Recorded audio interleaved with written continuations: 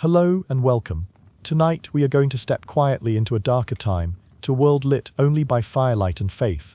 We will be looking at this world through the eyes of one of history's most feared figures, the witch hunter.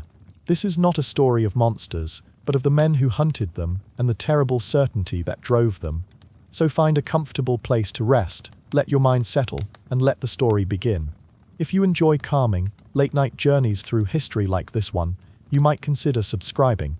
I make these long bedtime documentaries to help you drift off while still learning something new. The first breath of the morning is always the coldest. It is a damp, heavy cold that seeps not just into the bones, but into the soul itself, a cold that smells of wet stone, of dying embers, and of the long, fearful night that has just passed. Before the sun has even thought of rising, this is my time. The world of honest, sleeping folk is quiet, their dreams untroubled. But my work has already begun, here in the stillness, in the small circle of light cast by a single tallow candle. The flame sputters, its weak, yellow light dancing across the heavy, dark wood of the table. It illuminates the tools of my trade, laid out not in haste, but with the deliberate, prayerful care of a priest preparing for Mass. My eyes trace the objects, their familiar shapes a comfort in the gloom. There is the heavy, leather-bound book, its corners worn smooth by the anxious grip of my hands. Its pages are filled with the wisdom of learned men, the careful, scholarly dissection of the great enemy, a roadmap through the twisted, poisoned landscape of the devil's work on earth. Beside it lies a small, iron-bound box containing blessed salt and a vial of holy water, simple things, yet more powerful than any sword or shield against the terrors I must face. And then there are the other instruments, the ones I pray I will not have to use, but which I must carry, for the enemy is cunning, and its shell of lies is thick and hard to crack. Each object has its weight, its purpose, its place in this holy war. My name is Heinrich, and I am a hunter. I do not hunt the beasts of the forest, the wolf or the boar. I hunt a far more dangerous prey, a prey that wears a human face, that speaks with a human voice, and that lives in the heart of our own communities, poisoning them from within. I hunt the witch. To you hearing this from a distant, safer time, my work may seem a thing of cruelty and darkness. But you must understand, you must try to see the world through my eyes. You live in a world illuminated by 1,000 new suns, a world of reason and mechanics, where the great, terrible mysteries have been solved and put away in books. My world is different. My world is a small, fragile island of light and order, surrounded by a vast, dark and hungry ocean of chaos. God is in his heaven, yes. His love is the sun that warms us, his law the rock upon which we build our lives. But he is not the only power in this world. The devil is real. He is not a story to frighten children, not a metaphor for our own weaknesses. He is a living, breathing prince of this world, and his hatred for God's creation for mankind is as vast and as deep as the sea itself. He is too proud to show his own terrible face, so he works through his agents, his foot soldiers in his eternal war against the light. He finds the weak, the bitter, the greedy and the foolish, and he makes them a promise. He offers them small, pathetic scraps of his power. The ability to make a neighbor's cow go dry, to call a hailstorm to ruin a rival's crops, to know the secrets of men's hearts, to stir a lustful thought in a virtuous soul. And for these fleeting, worldly powers, they give him the only thing they truly possess, their immortal soul. They become his vessel, his gateway into our world. They become the witch. And so, when I look out from this small, cold room into the sleeping village below, I do not see a peaceful collection of homes.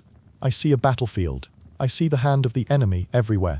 I see it in the child who was born with a deformity, in the sudden, wasting sickness that took the blacksmith's wife, in the strange, unseasonable blight that withered the rye in the north field. These are not accidents of nature. Nature is God's creation. It is orderly and good. This is sabotage. It is the deliberate, malicious work of an enemy who walks among us, who smiles at us in the market square, who kneels beside us in church, but who, in the dead of night, slips away to the dark woods to perform unspeakable rites and to pledge their allegiance to the father of all lies. My work began not with a desire for power, but with a loss. I was a simple man once, a farmer with a wife and a small son. My life was hard, but it was good. And then the sickness came. It was a summer of strange omens. The milk soured in the pail, the birds fell silent in the trees, and a great, dark storm came out of a clear blue sky and flattened our best field of wheat. And then it came for my son. It was a fever that no earthly medicine could touch. He burned from within, his eyes wide with a terror that was not his own. I prayed, my wife prayed. We knelt until our knees were raw on the cold stone floor of the church, but it was no use. In his final moments, his small body convulsed, and he spoke, but it was not his voice. It was a low, rasping sound, a voice that was ancient and full of a cold, terrible amusement. And then he was gone. The priest told me it was God's will, but I knew better. I had heard the voice of the enemy. I had seen his work. And in the depths of my grief, a new feeling was born, a cold, hard resolve, as unyielding as the iron of a sword. I would not be a helpless sheep, waiting for the wolf to strike again. I would become the shepherd's dog. I would become the hunter. I left my farm. I sought out the men who understood these things, the learned inquisitors of the church, the magistrates who had faced this evil before. I read the books. I studied the signs. I learned the ways of the enemy, his tricks, his deceptions, his weaknesses. I learned to see the world not as it appears, but as it truly is, a battleground between the forces of heaven and hell. And so now I sit in this borrowed room, in the small, fearful village that has sent for me. They have a problem here. A woman, her name is Else. They say she is a midwife. They say that too many children have died in her care. They say she has a strange, ugly cat that seems to watch people with an unnatural intelligence. They say that when she is angry, the milk curdles and the bread fails to rise. They are small things, whispers, fears. But whispers are how the devil's work begins. My task is to turn those whispers into a confession. I rise from the table and walk to the small, leaded glass window. The sky is beginning to turn from black to a deep, bruised purple. The village is still asleep, its thatched roofs damp with dew, its chimneys cold. But I am awake. My mind is sharp. I have spent the night in prayer and fasting, purifying my own soul for the work ahead. For I am about to enter the enemy's territory. An interrogation is not a conversation. It is an exorcism. It is a battle for a soul. The woman Else is a vessel. Her body is a fortress, and inside it a demon of hell is looking out through her eyes, listening with her ears and preparing to speak with her tongue. My job is to break down the walls of that fortress, to cast the demon out, and to force the woman within to confess her sins, to repent, and to save her soul from the eternal fire that awaits it. I feel a tremor of fear in my own heart. It is not a fear of the woman. It is a fear of the ancient, powerful evil that stands behind her. I am only a man. My flesh is weak, my spirit prone to doubt, but I am not alone. I am an instrument of God's justice. I am his surgeon, and this village is my patient. There is a cancer growing within it, a cancer of witchcraft, and if I do not cut it out, it will spread and consume the entire community. The work will be unpleasant. It may require pain. For the devil's grip is strong, and he will not release his prize easily. But the pain of the body is a fleeting thing compared to the eternal torment of the soul. A moment of suffering on this earth is a small price to pay for an eternity of salvation. This is the thought I hold on to. This is the moral certainty that is my shield and my sword. I am not a cruel man. I am a physician of the soul. I turn from the window and begin to dress. The rough wool of my tunic is coarse against my skin. I buckle the heavy leather belt around my waist. I feel the weight of the keys that will open the cell where the woman is being held. Each small act is a ritual, a preparation for battle. I am calm. My resolve is firm. I think of my son, of his terrified eyes, of the mocking voice that came from his throat, and my heart hardens. I am doing this for him. I am doing this for all the innocent children of this village, for all the good, God-fearing people who are living under the shadow of a terrible, unseen threat. They do not have the knowledge or the strength to fight this evil, but I do. It is my calling. It is my terrible, holy purpose. As I open the door and step out into the cold, grey dawn, the village is beginning to stir. A dog barks in the distance. The smell of wood smoke is beginning to taint the clean morning air. People will soon be going about their day, their minds on their crops, their animals, their daily bread. They do not see the war that is being fought for their very souls, but I see it. I see it in the flicker of a shadow in an alleyway, in the sudden silence of the birds, in the fearful, sideways glances of the villagers who know that I am here.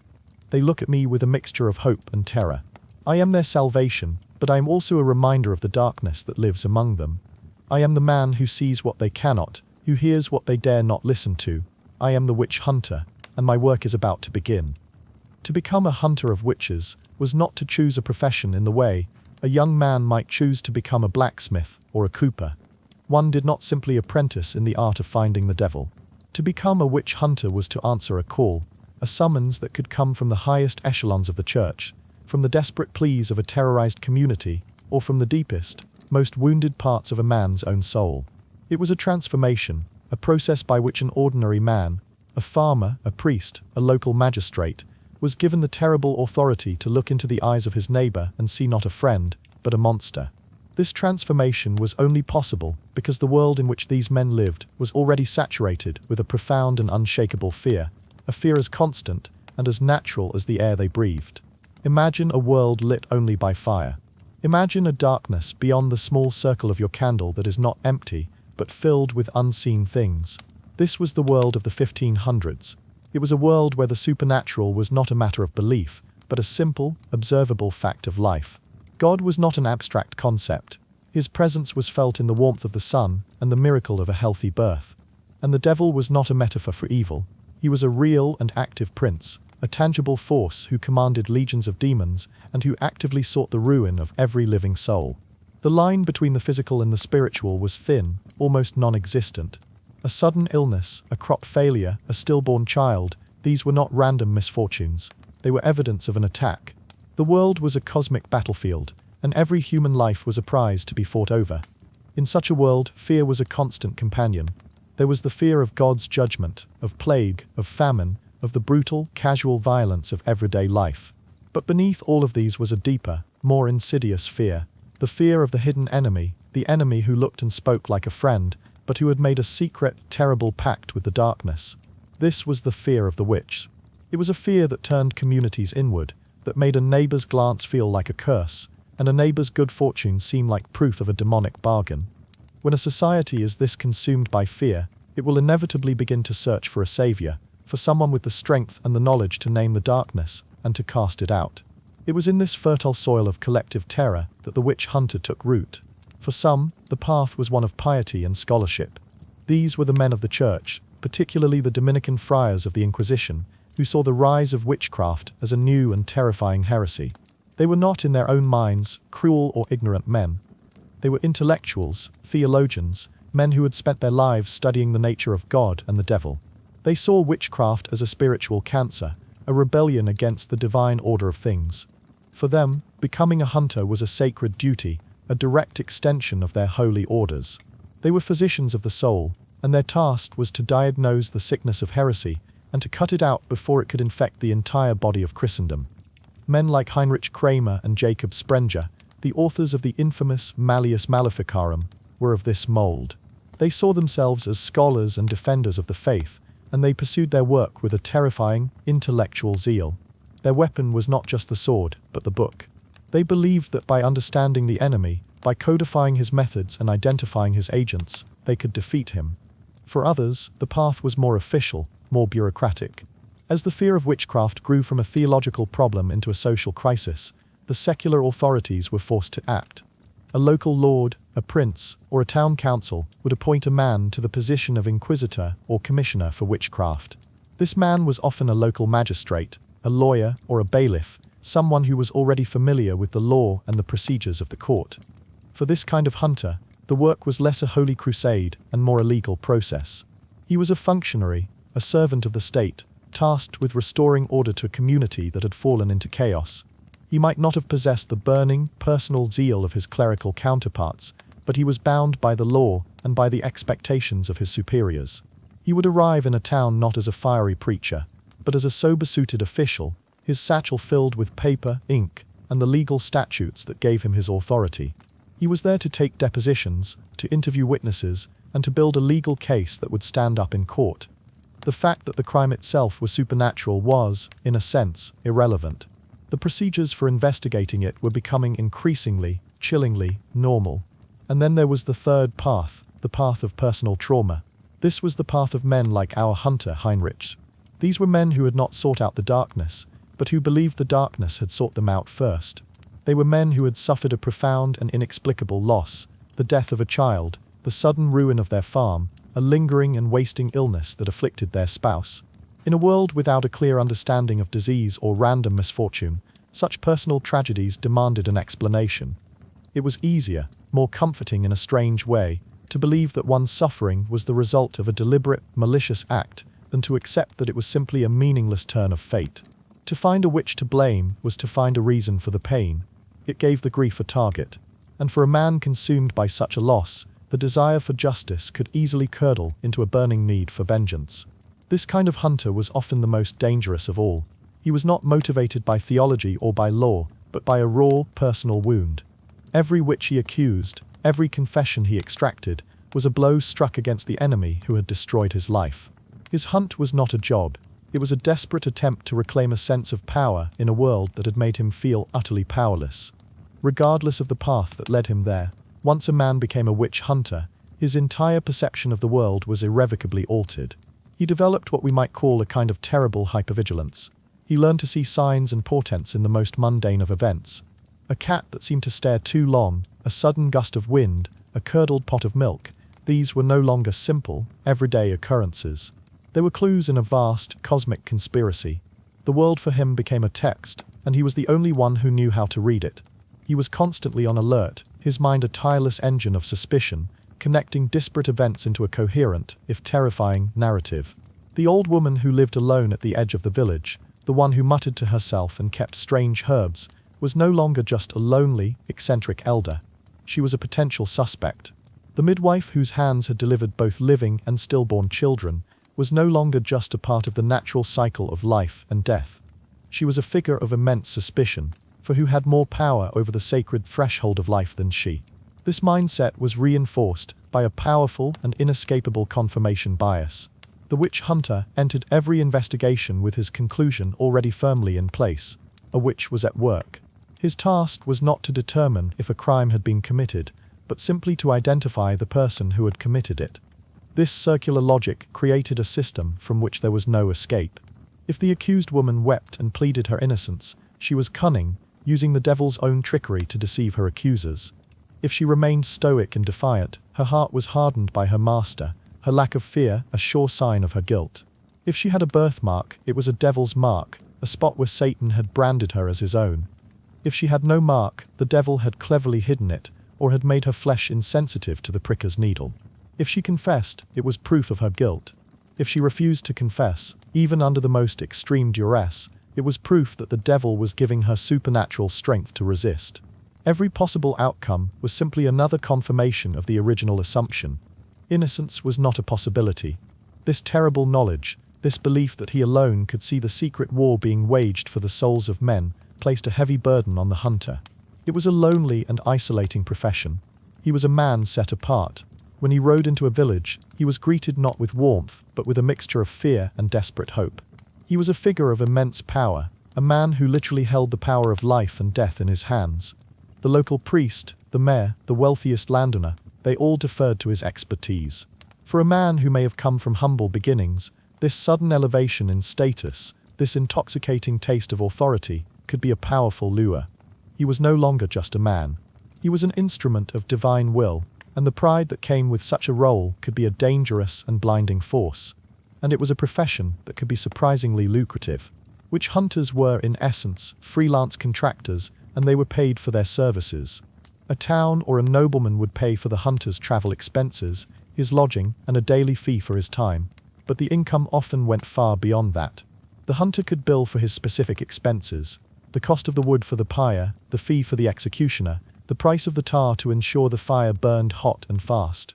Most disturbingly, the property of a convicted witch was often forfeit, and it was not uncommon for the hunter and the local authorities to share in the spoils. This created a terrible financial incentive. The more witches a hunter found, the wealthier he became.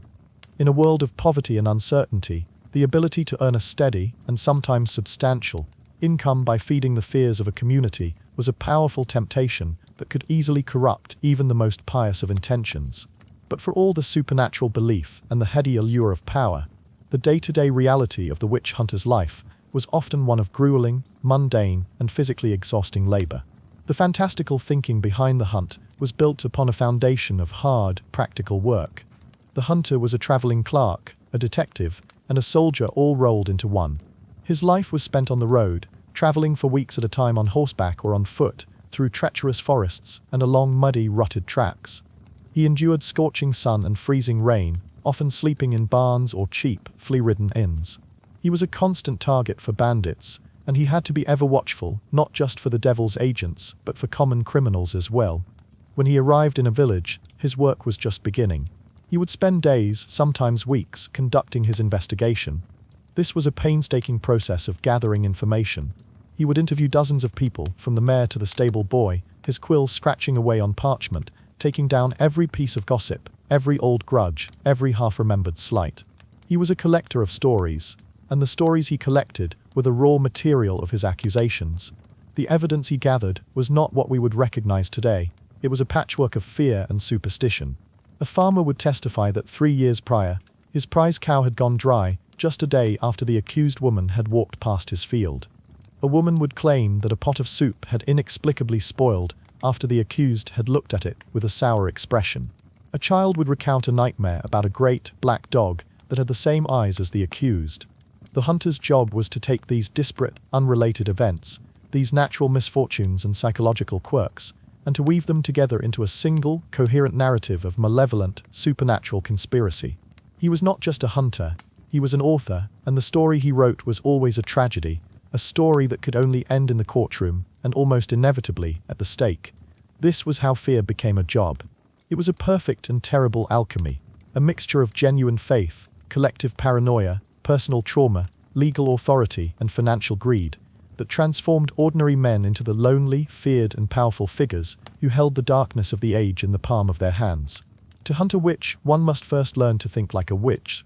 Or rather, one must learn to think like the devil himself, to understand his methods, his motivations, and the subtle, poisoned signs he leaves upon the world and upon the souls he has claimed.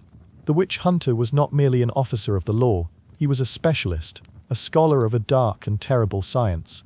His work was not based on guesswork or random cruelty. It was guided by a complex, internally consistent, and terrifyingly detailed body of knowledge. A system of belief that gave him the tools to identify the enemy, the language to describe his crimes, and the justification to carry out his grim work. To understand the hunter, we must first open his book, examine his tools, and look at the world through his sharp, suspicious, and ever-watchful eyes. At the heart of this dark science was the belief that when a person made a pact with the devil, that pact was not just a spiritual agreement. It was a physical contract, one that left tangible evidence on the body and soul. The hunter's first task, upon accusing a suspect, was to search for this evidence. The most sought-after sign was the infamous stigma diabolicum, the devil's mark. This was believed to be a permanent mark, left on the witch's body by the devil's claw or tooth when he sealed their pact, branding them as his property. This mark could be almost anything. An unusual mole, a strange scar, a discolored patch of skin, a birthmark, or any other small blemish. It was believed that this spot on the body was deadened to all feeling, a small patch of flesh from which the soul had been scraped away. The search for this mark was a humiliating and invasive ritual. The accused, most often a woman, would be stripped naked, her entire body shaved to ensure that no mark could be hidden by hair. She would then be subjected to a minute and public examination by the hunter and other officials. When a suspicious mark was found, the hunter would employ another of his tools, the pricker's needle. This was a long, sharp pin which he would use to prick the suspected mark. If the spot did not bleed, or if the accused did not cry out in pain, it was taken as absolute proof that this was the devil's mark. The lack of sensation was seen as a supernatural sign, evidence that the flesh was no longer God's, but the devil's. It did not occur to them that a person in a state of extreme shock and terror might not react to a small pinprick, or that some moles and calluses have fewer nerve endings. In the hunter's mind, the science was clear. Dead flesh meant a dead soul, just as damning was the search for the witch's teat or papal. This was believed to be an extra nipple, often hidden in the secret places of the body, such as the armpits or between the legs, which the witch used to suckle her demonic companions, her familiars. A familiar was a demon, a spirit from hell, that had been assigned to the witch by the devil to be her servant and her guide. These demons, it was believed, could not survive on earthly food alone. They required a regular diet of blood, which they would take directly from the witch's body through this unnatural teat. Familiars most often took the form of common animals, a black cat, a toad, a rat, a weasel, or a large black dog. The presence of such an animal in the home of an accused woman was, in itself, deeply suspicious. The hunter would hear testimony from neighbors about a cat that seemed to stare with an unnerving intelligence, or a toad that appeared in the same spot day after day. This was not a pet, it was a demon in disguise, a spy for the armies of hell. And any strange growth or skin tag found on the accused's body could be interpreted as the very place where this creature fed, the physical evidence of a grotesque, unholy maternity. Beyond the physical signs on the body, the hunter was trained to look for behavioral evidence. A key sign of witchcraft was maleficium, the power to cause harm through supernatural means. The hunter's investigation in a village was, in essence, a collection of stories of misfortune, which he would then lay at the feet of the accused. He was a master of the logical fallacy, post hoc, ergo propter, this, therefore because of this. Did you have a bitter argument with the accused woman on Monday? And did your prize milk cow fall sick on Tuesday? To the hunter, this was not a coincidence. It was a clear case of cause and effect. The woman's anger, fueled by her demonic pact, had curdled the milk in your cow's udder. This ability to connect unrelated events was one of the hunter's most powerful tools. He could take years of a village's accumulated bad luck, a failed harvest, a sick child, a lame horse, and weave it all into a single, compelling narrative of deliberate, magical sabotage, with the accused at its center. Any form of unnatural knowledge was also deeply suspect. If a woman possessed a knowledge of herbs and folk remedies that seemed too effective, she was not a healer. She was a witch, drawing her power not from God's green earth, but from a secret, demonic wisdom. If a woman seemed to know things she shouldn't, if she predicted a storm, or seemed to know a secret about a neighbor, she was not intuitive or observant.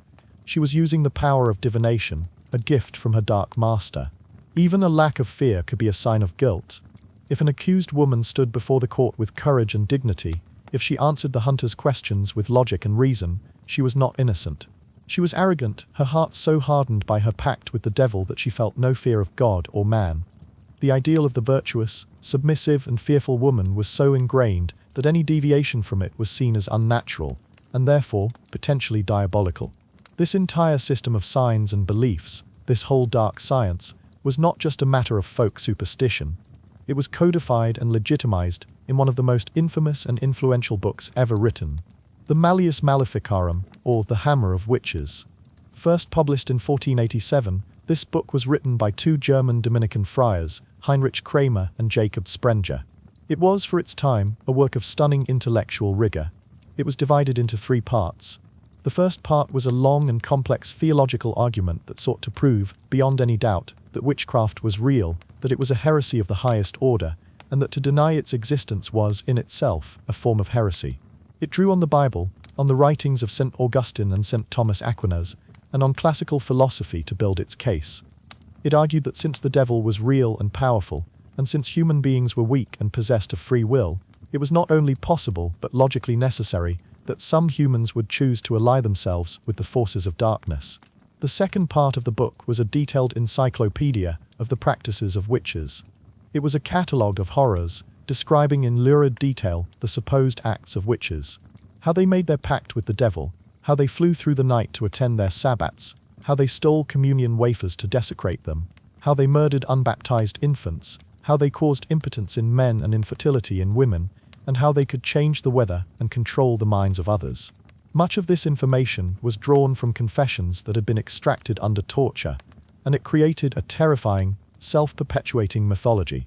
The stories told by one tortured woman in Germany would be written down in the Malleus, read by a hunter in France, and then used as the basis for the leading questions he would ask the next woman he accused, who would then, under duress, confess to the same acts, further proving that the mythology was true. The third and final part of the Malleus was a practical, procedural manual for the witch hunter. It was a step-by-step guide on how to prosecute a witch, from the initial investigation to the final sentencing. It gave advice on how to handle reluctant witnesses, how to interpret evidence, and most chillingly, how to conduct an interrogation. It provided a legal and theological justification for the use of torture, arguing that since witchcraft was a crime of exception, an act of high treason against God himself, the normal rules of legal procedure did not apply. It advised the hunter to use leading questions, to employ deception by promising mercy that he had no intention of granting, and to see every denial as further proof of guilt. The Malleus Maleficarum was a bestseller. It was reprinted dozens of times, and it spread across Europe like a plague. It gave witch hunters a sense of unimpeachable authority. Their work was no longer just a grim necessity. It was a scholarly, legally sanctioned, and divinely ordained mission. The book was their hammer, and with it, they believed they could shatter the forces of evil. And how could they believe with such conviction that they were doing good? How could men, many of them pious and learned, justify a process that was built on such fear, cruelty, and circular logic? The answer lies in the profound power of their worldview. They genuinely believed they were soldiers in a cosmic war. Their faith was not a gentle, comforting thing.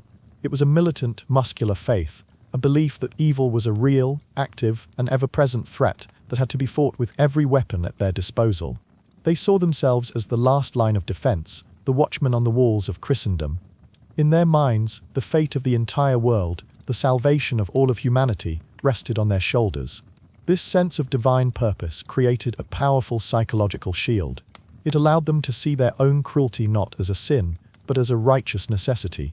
When they looked upon the face of a terrified woman, they did not see a human being in agony. They saw a vessel of Satan, a demon looking out at them through human eyes. The confession they sought was not just a legal requirement, it was a spiritual victory. To force a witch to confess was to force the devil himself to admit defeat. The screams of the tortured were not cries of human pain, they were the sounds of a demon being cast out. And the final execution, the burning at the stake, was not an act of murder, it was an act of purification. The fire, they believed, was the only thing that could truly cleanse the community of the witch's taint. A cauterizing flame that would burn away the spiritual cancer and restore the health of the body politic. This belief system was a closed loop, a fortress of logic from which no doubt could escape. Every piece of evidence, every action, every word was interpreted through the dark lens of this worldview. When a community was in the grip of a witch panic, the power of suggestion was immense. People who had lived side by side for years would suddenly recall a lifetime of slights and misfortunes, reinterpreting them as acts of deliberate malice. Children, caught up in the fear and excitement, and often pressured by the leading questions of the hunters, would tell fantastical stories of flying on broomsticks and dancing with the devil, stories that were taken as eyewitness testimony. And the accused themselves, often isolated, terrified, sleep-deprived, and subjected to relentless psychological pressure, even before the physical torture began, would sometimes come to believe in their own guilt. In the dark, lonely silence of a prison cell, surrounded by people who were utterly convinced of her evil, a woman might begin to question her own reality. Perhaps that nightmare she had was not a dream. Perhaps that strange feeling she had was the devil's touch. The line between reality and suggestion would blur, and a false confession would be born, not just from pain, but from a spirit that had been completely and utterly broken. These were the tools of the devil, as the witch hunter saw them, but they were also the tools of the hunter himself. The mark, the familiar, the maleficium, these were the concepts that allowed him to make sense of a chaotic and frightening world. The Malleus Maleficarum was the book that gave him his authority and his method, and his own unshakable faith was the shield that protected him from the terrible moral implications of his work. He was a man armed with a terrible and powerful science, a science that could turn a simple birthmark into a sign of damnation, a lonely pet into a demon, and a neighbor's misfortune into an act of war. He was a man who believed with every fiber of his being that he was a force for good, a warrior of the light. And it was this profound, unshakable, and terrifying certainty that made him one of the most dangerous figures of his age. The work of the witch hunter did not begin in the courtroom or the torture chamber. It began on the road. It began in the lonely, aching hours of a long ride, with the rhythmic creak of saddle leather and the steady, plodding beat of a horse's hooves on a muddy track. This was the unwritten chapter of the Malleus Maleficarum, the part of the story that was not about divine purpose or legal procedure, but about the simple, grinding, physical reality of the job. To be a hunter was to be a perpetual traveler, a man forever caught between towns, his life measured not in days or weeks, but in the weary miles that separated one fearful village from the next. This was the long ride, the exhausting, lonely, and often dangerous pilgrimage that formed the backbone of the hunt. Imagine the roads of the 1500s. They were not the wide, paved highways of a later age. They were often little more than deeply rutted tracks, carved into the earth by the slow, heavy wheels of farm carts. In the dry heat of summer, they were choking corridors of dust, a fine, gritty powder that coated the throat and strung the eyes. In the autumn and spring, after a heavy rain, they became treacherous rivers of thick, clinging mud, a mire that could pull a horseshoe from a hoof or trap a traveler for hours. These roads wound their way through vast, dark, and ancient forests, places that were still wild and untamed. The great, overarching trees created a perpetual twilight, and the silence of the woods was broken only by the cry of an unseen bird or the sudden snap of a twig, a sound that could make a man's heart leap into his throat. For the witch hunter, these forests were not just a physical obstacle, they were the enemy's territory.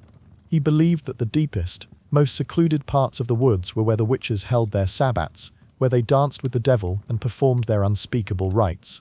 Every twisted tree, every shadowed clearing, every strange rock formation was a potential landmark in a secret, diabolical geography. The hunter rode through these spaces with a heightened sense of vigilance, his hand never far from the hilt of his sword or the blessed crucifix he wore around his neck. He was a solitary soldier on patrol in a land that was entirely occupied by the enemy. The weather was a constant, indifferent adversary. A journey of 3 days could easily become a week if the heavens opened and the rivers swelled, making the fords impassable. The hunter would be forced to wait, sheltering in a damp, smoky inn or a leaky barn, his precious time ticking away as he chafed with impatience. He would ride for hours under a relentless baking sun, his woolen tunic a suffocating blanket of heat. Or he would be caught in a sudden, violent hailstorm, the icy stones battering his face and terrifying his horse. But even the weather was not just weather. To his mind, it was part of the cosmic war. A sudden storm was not a random meteorological event, it was the devil himself, trying to hinder his holy work. A period of clear skies was a sign of God's favor, a blessing on his journey. He saw the hand of the supernatural in every gust of wind, in every dark cloud. His nights were rarely restful. The life of a traveling hunter was not one of comfort. He could not always count on the hospitality of a local lord or a wealthy monastery. More often than not, his lodging was humble and his bed was hard. He would sleep in the common room of a crowded, noisy inn, the air thick with the smell of stale beer, sweat, and unwashed bodies. He would lie on a straw-filled mattress, listening to the snores and drunken mutterings of the men around him, his money pouch clutched tightly in his hand. Or he would find himself with no shelter at all, forced to sleep in a farmer's barn, sharing the damp, animal-scented darkness with the cows and the rats, his horse his only trusted companion. The loneliness of these nights was profound. He was a man who carried a terrible knowledge, a man whose work set him apart from the common folk, whose souls he was trying to save. He could share a drink with them, but he could never truly be one of them. His purpose was his prison. This life of constant travel required a unique combination of skills. The witch hunter had to be more than just a theologian with a dark obsession. He had to be a clerk, a soldier, a preacher, and a judge, all at once. His saddlebags were as likely to contain legal documents as they were to hold a crucifix. He was, in many ways, a traveling bureaucrat of the supernatural. He carried with him letters of authority from a bishop or a prince, documents that he would present to the local authorities to establish his jurisdiction. He carried blank parchment, a portable inkwell, and a sharpened quill, for his primary task was the gathering of information. He was a meticulous record keeper. Every interview, every deposition, every piece of gossip was carefully written down, the words forming the building blocks of the case he was constructing. He had to be literate, organized, and precise. The damnation of a soul was a serious business, and it had to be documented. He also had to be a soldier. The roads were not safe. Bandits and desperate men were a common threat, and a solitary traveler with a horse and a few possessions was an easy target. The hunter had to know how to use a sword, and he had to possess the cold courage to face down a physical threat. But his sense of being a soldier went deeper than that. He truly believed he was on the front lines of a spiritual war. He would begin and end each day with prayer, not just for his own safety, but for the spiritual armor he believed he needed to face the devil's minions. He saw every obstacle, every moment of doubt, every feeling of fear as a direct assault from the enemy. His own mind was a battlefield, and he had to constantly fight to maintain his faith and his resolve. The pride he took in his work was the pride of a veteran soldier, a man who had faced the enemy and had not flinched. When he arrived in a village, he would often have to become a preacher. He would need to stand before the community, perhaps in the church itself, and speak to them of the great danger that lurked in their midst. His voice would be calm, authoritative, and filled with a terrible certainty. He would describe the wiles of the devil, the horrors of the witch's sabbat, the subtle signs of a demonic pact. He was a master of rhetoric, and his words were designed to do one thing: to transform the villagers' vague, free-floating anxieties into a focused, targeted fear. He was there to give their fear a name and a face. He had to convince them of the necessity of his work, to secure their cooperation, and to prepare them for the unpleasantness that was to come. He was, in effect, managing their terror, channeling it towards the outcome he had already decided upon. And finally, he was a judge. Although the final sentence would often be passed by a formal court, the witch hunter acted as the preliminary judge, jury, and prosecutor. It was his investigation that determined who would be accused. It was his interrogation that secured the confession. By the time a case reached a formal trial, the verdict was almost always a foregone conclusion. The hunter's authority was so great, his expertise so respected, that his findings were rarely challenged. The weight of this power was immense. The fate of a human being rested entirely on his interpretation of a series of ambiguous signs and coerced statements. But for the hunter, this was not a weight, it was a confirmation of his divine purpose. He did not believe he was judging a person. He was revealing a truth that had already been established in the great court of heaven and hell. But the long, lonely ride was not always a simple journey from one clear-cut case to the next. The human world, with all its petty jealousies and complex motivations, often intruded upon his holy war, creating complications that could test even the most zealous of hunters. He would frequently find himself in a village where the accusations had less to do with the devil, and more to do with a bitter, long-standing feud between two families. He would hear testimony that was clearly motivated by envy over a piece of land, or by a romantic rivalry from 20 years prior. The hunter was not naive. He could often see these earthly motivations at play. But they did not necessarily invalidate the accusation in his mind. He believed that the devil was a master opportunist. He would use these human weaknesses, these festering resentments, as a gateway. He would exploit a person's greed or envy, offering them the power of witchcraft as a way to settle their scores. And so, the hunter could listen to a story of a purely human conflict and see within it the subtle, guiding hand of his great enemy. The earthly feud became just another piece of evidence for a supernatural crime. Children were another complication. The testimony of children was often seen as particularly pure, as they were believed to be too innocent to lie. But children were also highly suggestible, and they were often terrified. A hunter, with his imposing authority, could easily coax a fantastical story from a frightened child. He would ask leading questions. Did you see Goody Miller flying out of her chimney on a broomstick? Did you see her dancing with a great black man in the woods? And the child, eager to please this powerful man, or simply caught up in the terrifying drama of the moment, would agree.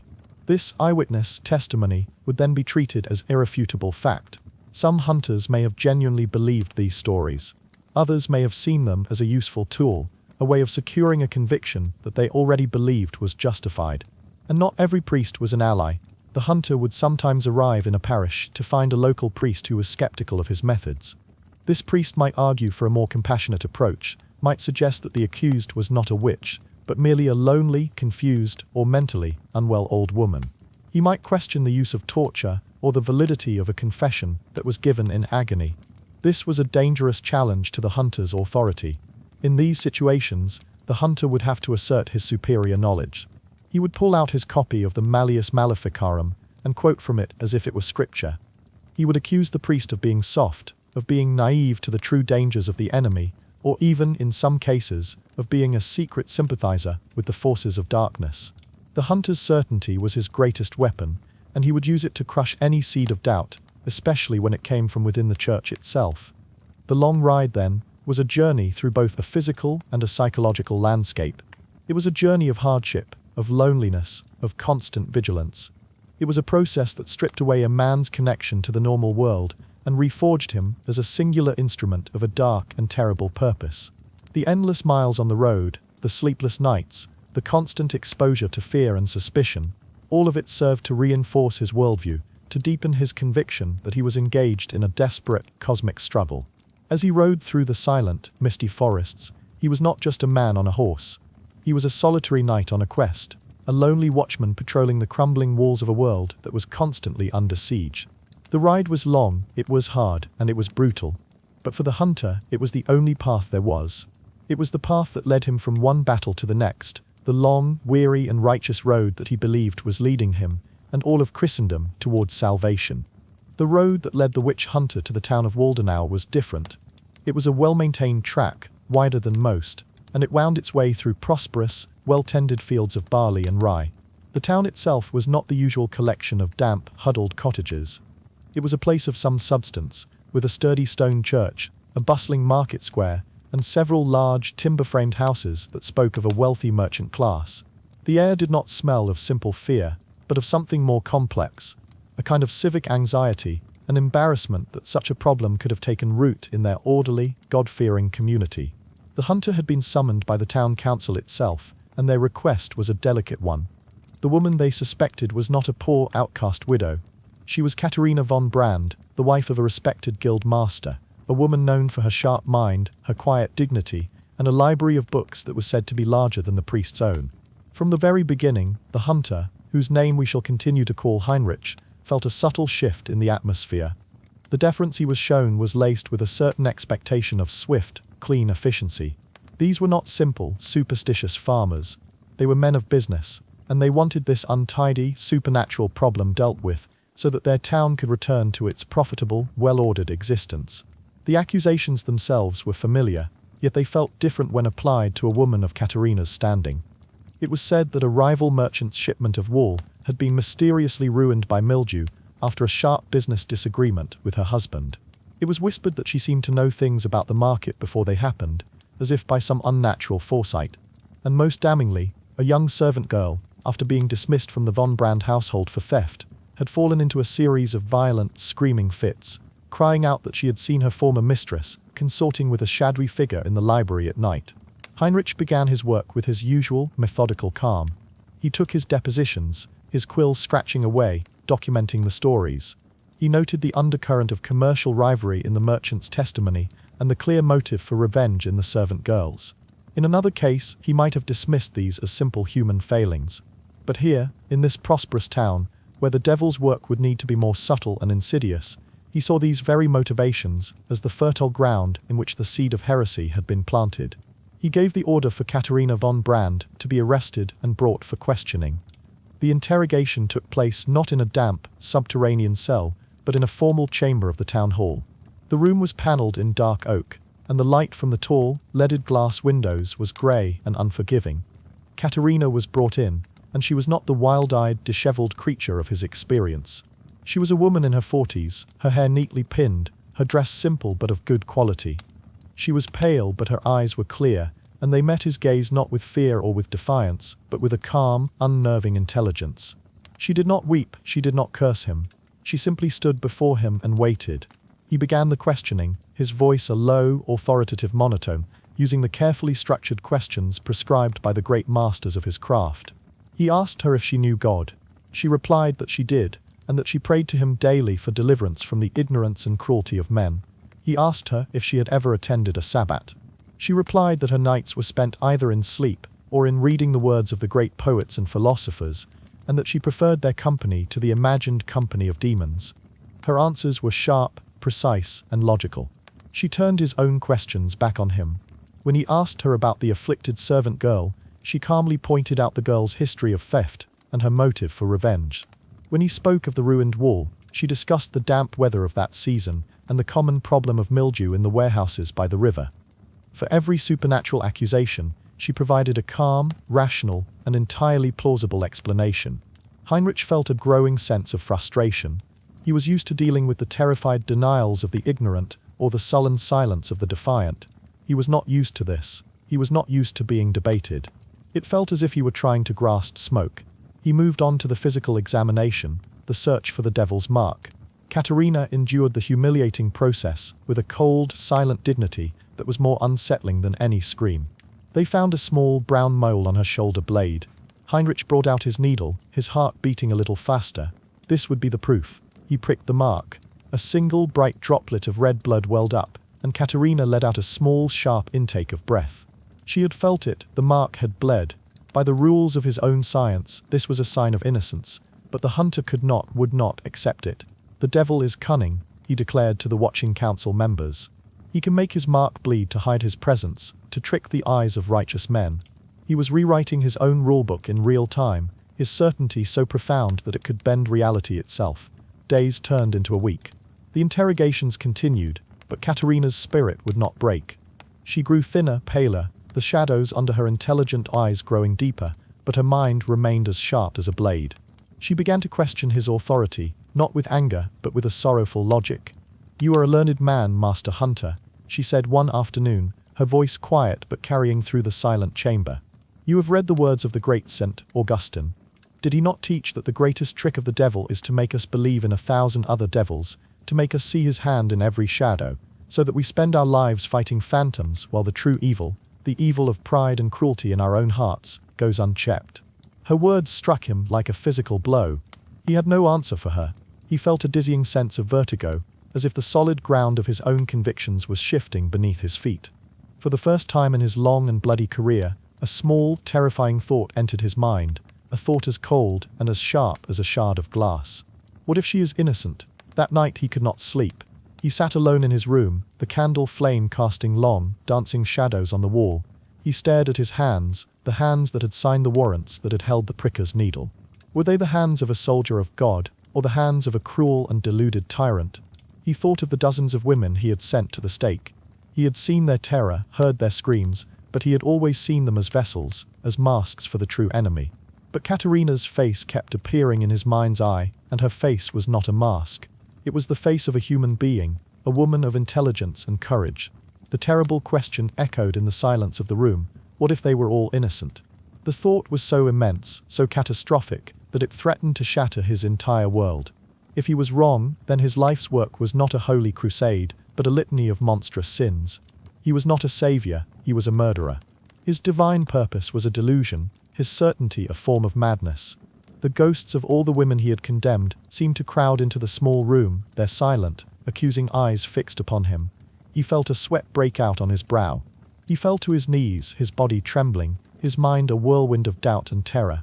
He began to pray, but the words felt hollow in his mouth.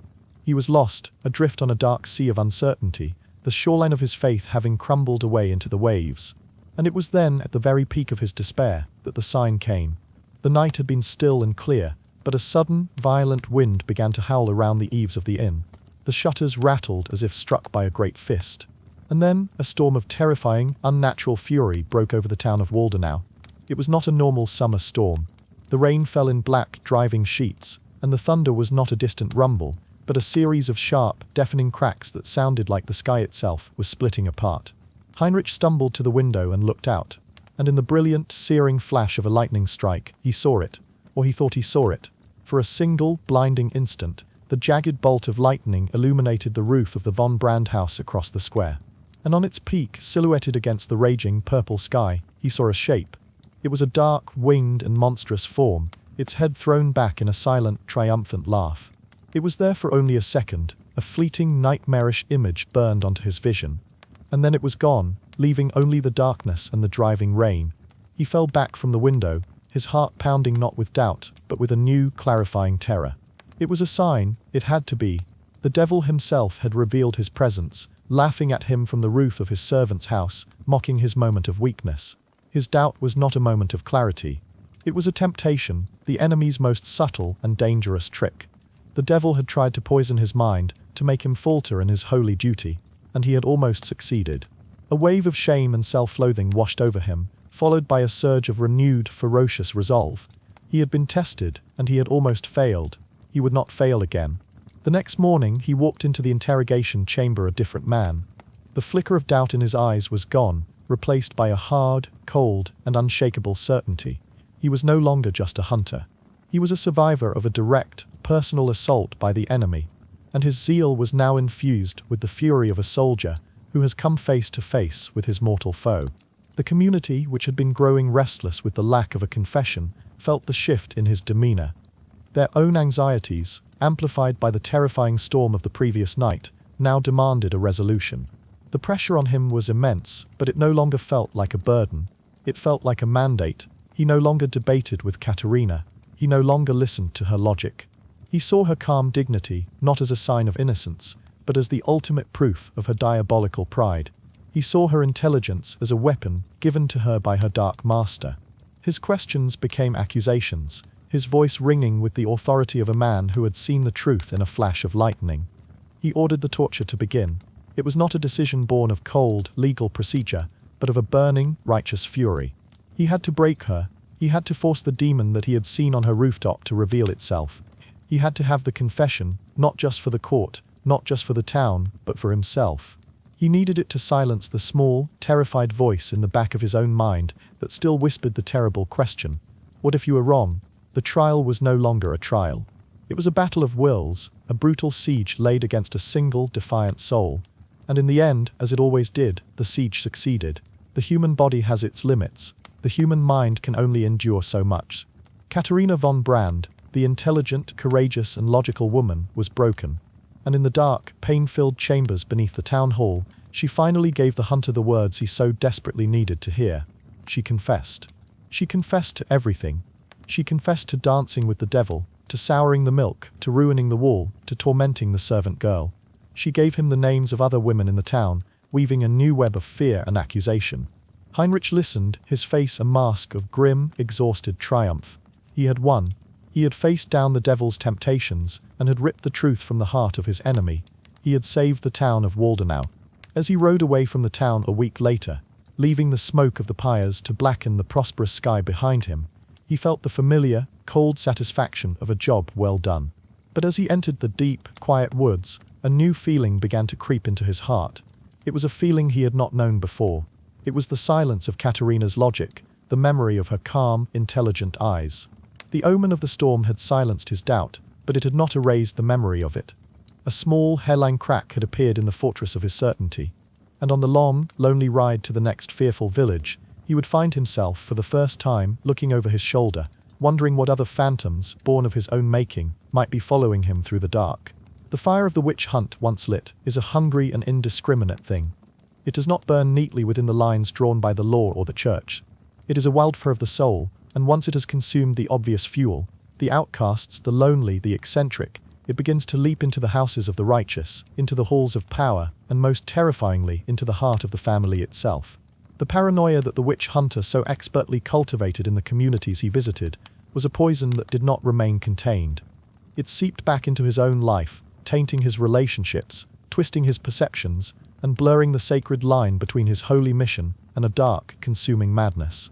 This is the story of the hunt turning inward, of the moment when the hunter looks at the face of his wife, his child, or his own reflection in a mirror, and sees the familiar, terrible signs of the enemy he has sworn to destroy. For the hunter, the world was already a place of secret signs and hidden meanings. But as his career progressed, as the number of confessions he heard grew, and as the smoke of the pyres became a familiar scent in his nostrils, this sense of a secret world would often intensify into a profound and deeply personal paranoia. He believed that he was not just a soldier in God's army, but a high-value target for the enemy. The devil, he reasoned, would not stand idly by while his most effective servant was being dismantled. He would fight back. And the devil's most cunning and cruel attacks were not launched on the open battlefield, but in the quiet, intimate spaces of a man's own life.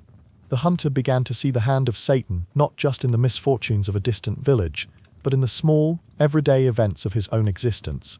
A sudden fever, a horse that went lame on the road, a night of troubled dreams, these were no longer mere accidents. They were targeted magical assaults, maleficium directed at him personally, a sign that the forces of hell were marshalling against him. This constant sense of being under siege had a profound effect on his mind. He became even more vigilant, even more suspicious. But now, his suspicion was not just directed at strangers. It began to fall upon those closest to him.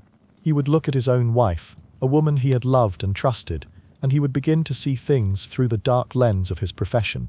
Her knowledge of herbs, once a source of comfort for a common cold, now seemed a little too extensive, a little too close to the secret lore of the poisoner. A sharp word from her in a moment of anger was no longer just a human failing. It was a potential curse. He would watch her, his mind a cold engine of analysis, searching for the signs he was so trained to see. He would lie awake at night, listening to her breathing, wondering if her soul truly belonged to God, or if the enemy had found a way into the very heart of his own home. The logic of witchcraft made this terrible suspicion seem entirely plausible. It was widely believed that the taint of witchcraft could be passed down through a family line, a spiritual corruption inherited like the color of one's eyes. If a woman was a witch, it was highly likely that her mother had been one before her, and that she may have already initiated her own daughters into the secret craft. The Sabbat, in the hunter's imagination, was not just a gathering of individuals. It was a dark, inverted parody of a family reunion. Therefore, if the hunter's own wife came from a family with even a whisper of past scandal, or from a village known for its stubborn pagan traditions, his mind could easily make the leap. He was not married to a simple woman, he was married into a dynasty of heresy. This paranoia could extend to his own children.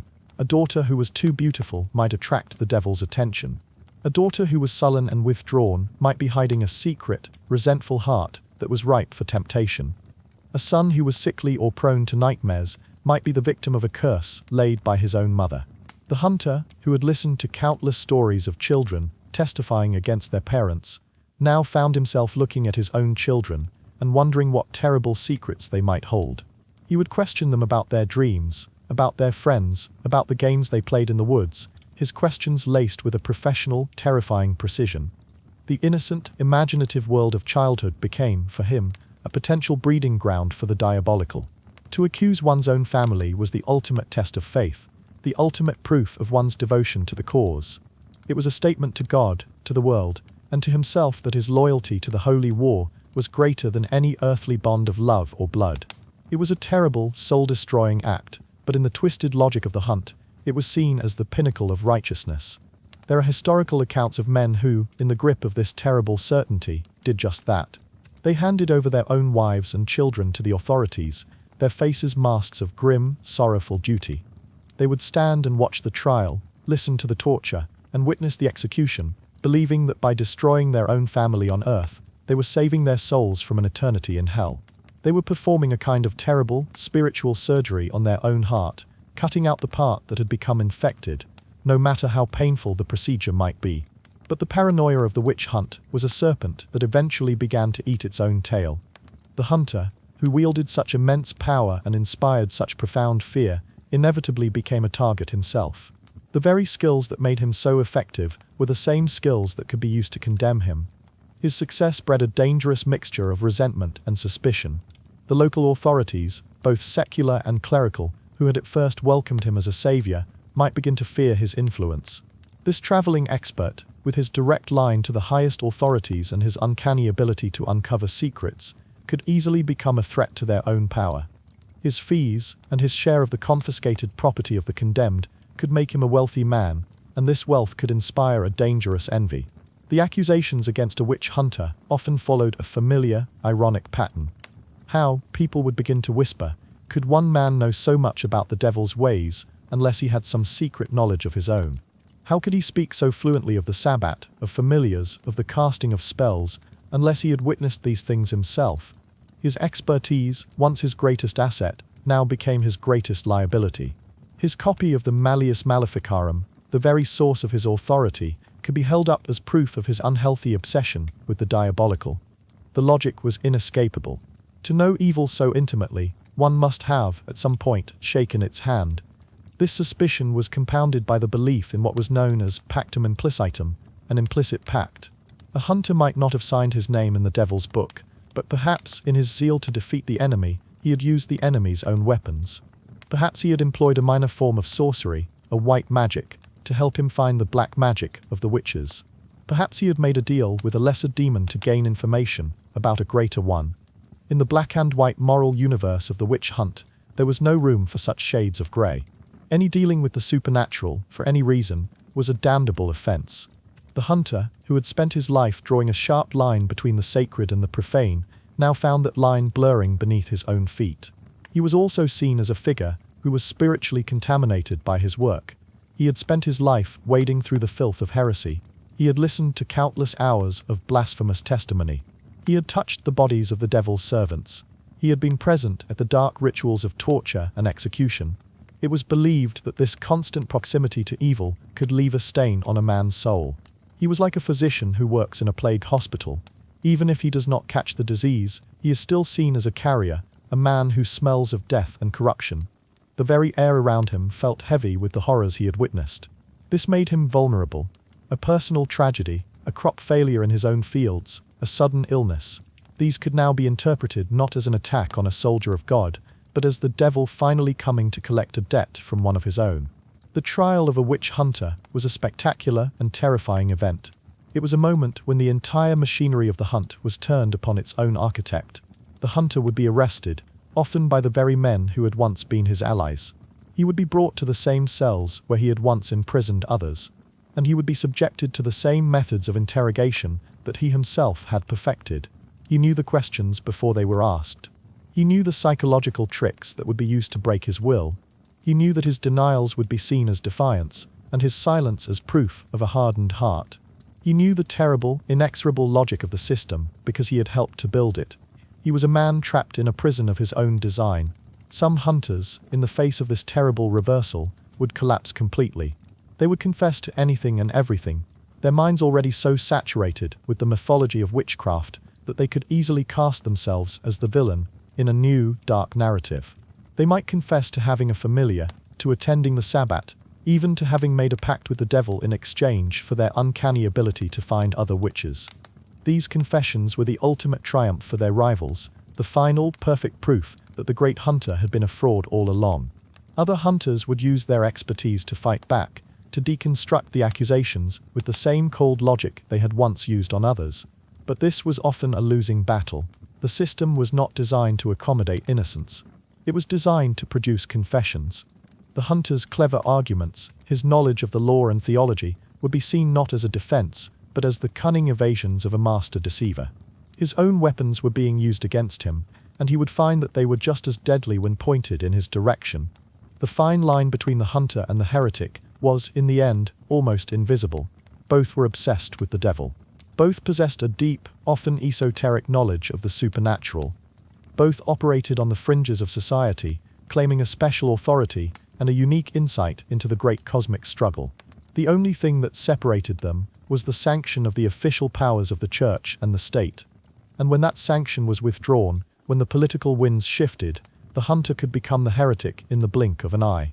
His righteousness could be reinterpreted as pride, his zeal as madness, and his knowledge as corruption. This was the final, tragic irony of the witch hunter's life.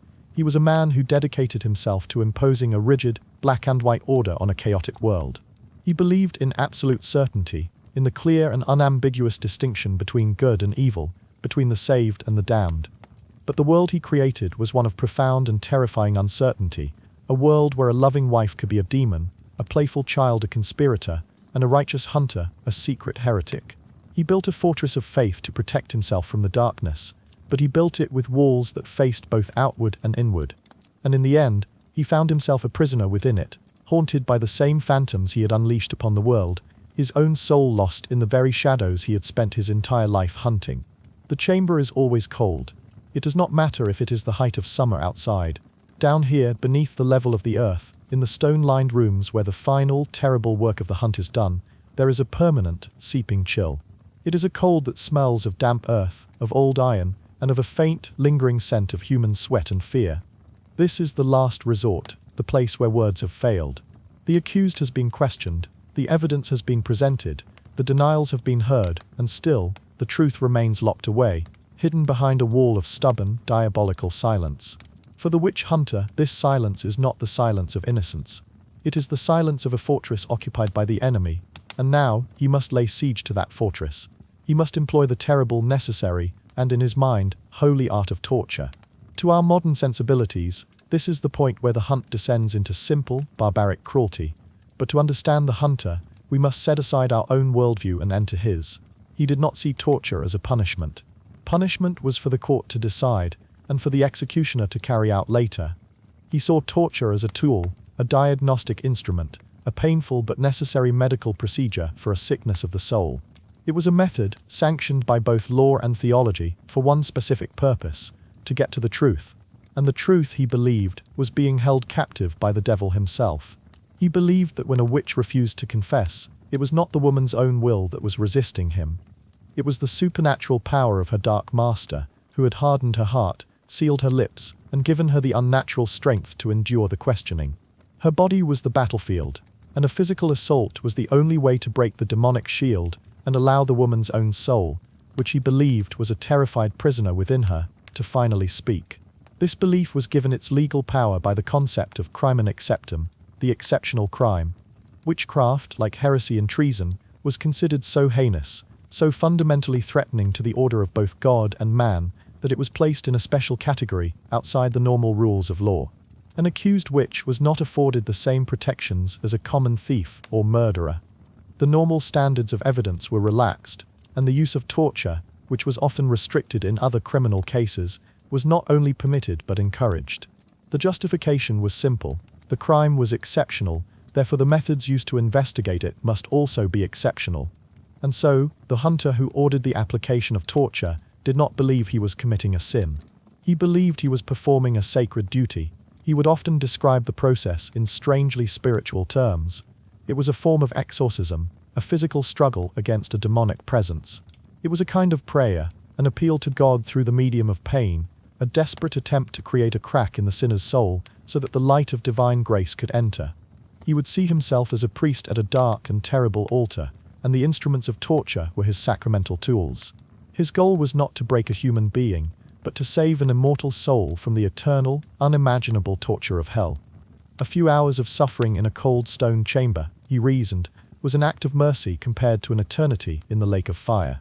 It was with this terrible, serene certainty that he would give the order for the proceedings to begin. The process was not one of random, chaotic violence. It was a methodical, almost bureaucratic procedure, a carefully calibrated escalation of pain and terror known as the question. It often began not with physical pain, but with psychological torment, a stage known as territio, or terror. The accused would be led into the chamber, and for the first time she would be shown the instruments. They would be laid out on a table, their cold metal shapes gleaming in the torchlight, the heavy spiked boots, the cruel iron thumbscrews, the long, menacing ropes of the strappado. The torturer, often a large, silent man whose face was hidden by a hood to preserve his anonymity, would be introduced. He would handle the tools, explaining their function in a calm, dispassionate voice. The hunter would then make a final, solemn appeal to the accused. He would describe, in precise and graphic detail, what was about to happen to her body. He would explain the pain she was about to feel, and he would offer her one last chance to avoid it, to confess freely, and to throw herself upon the mercy of God and the court. This was a powerful psychological weapon. The fear of pain is often worse than the pain itself, and for many, this carefully staged theatrical performance was enough to break their will completely. If the accused still refused to confess, the first degree of physical torture would be applied. The methods varied from region to region, but they often started with the smaller, more precise instruments. The thumbscrews were a common starting point. The victim's thumbs would be placed in a small, vice-like device, and the torturer would slowly turn a screw, gradually increasing the pressure, crushing the bones and the flesh. The same principle was applied to the legs with a device known as the Spanish boot, a metal casing that was slowly tightened around the shin, causing an excruciating, grinding pain. This was a slow, intimate form of torture. It allowed the hunter to stand close, to look into the victim's eyes, and to repeat his questions in a low, insistent voice as the pressure mounted. He was searching for the first sign of a crack in their resolve, the first flicker of demonic resistance failing. If this did not produce a confession, the questioning would proceed to the next degree, often involving the strappado. This was a method of agonizing simplicity and devastating effectiveness. The victim's hands were tied behind her back. The rope was then thrown over a pulley attached to the ceiling, and the torturer would begin to haul, lifting the victim off the ground. The entire weight of her body would hang from her wrists, the force twisting her arms back and violently dislocating her shoulders from their sockets. The pain was immediate and blinding. The victim could be left hanging for long periods, or they could be suddenly dropped and then jerked to a halt just before they hit the floor, a process that would send new waves of agony through their ruined joints. Sometimes, heavy weights would be tied to their feet to increase the strain, ensuring that the dislocation was swift and complete. From the hunter's perspective, this was a particularly effective method. The sheer, overwhelming pain was thought to be a powerful shock to the system, a force so great that it could physically jolt the devil's influence from the victim's body. In other places, the preferred method was the rack. The victim would be tied by their wrists and ankles to a large wooden frame. At one end of the frame was a roller, and by turning this roller with a lever, the torturer could slowly, inexorably, stretch the victim's body. The pain would begin as a deep ache in the joints, then grow into a sharp, tearing sensation as ligaments were strained, muscles were ripped, and bones were pulled from their sockets. It was a slow, methodical deconstruction of the human body, and the sounds it produced, the soft, sickening pop of a dislocating joint, the raw, ragged screams of the victim, filled the cold, stone chamber. Throughout this entire process, a scribe would be present, seated at a small table with his ink and parchment. He was there to create a legal record. He would note the time, the instruments used, the questions asked by the hunter, and the answers or the screams given by the victim. This act of documentation is one of the most chilling aspects of the entire procedure. It lent a veneer of bureaucratic normalcy to the horror. This was not a back alley beating. It was an official, sanctioned, and duly recorded legal process. The confession, when it finally came, would be a formal document, its contents noted down even as they were being gasped or sobbed in agony. And when the confession did come, when the human body and mind could no longer endure the unbearable pain, it was not seen by the hunter as a victory for cruelty. It was seen as a miracle. It was the moment the prayers had been answered, the moment the demonic fortress had finally crumbled. The hunter would lean in close, his voice now soft and coaxing, and he would listen to the broken, whispered words. He would hear the confession he had been seeking all along, the admission of the pact with the devil, the descriptions of the Sabbat, the tales of Maleficium. He would then order the torture to be stopped. The victim would be unbound, their broken body tended to, and they would be given a brief period to recover.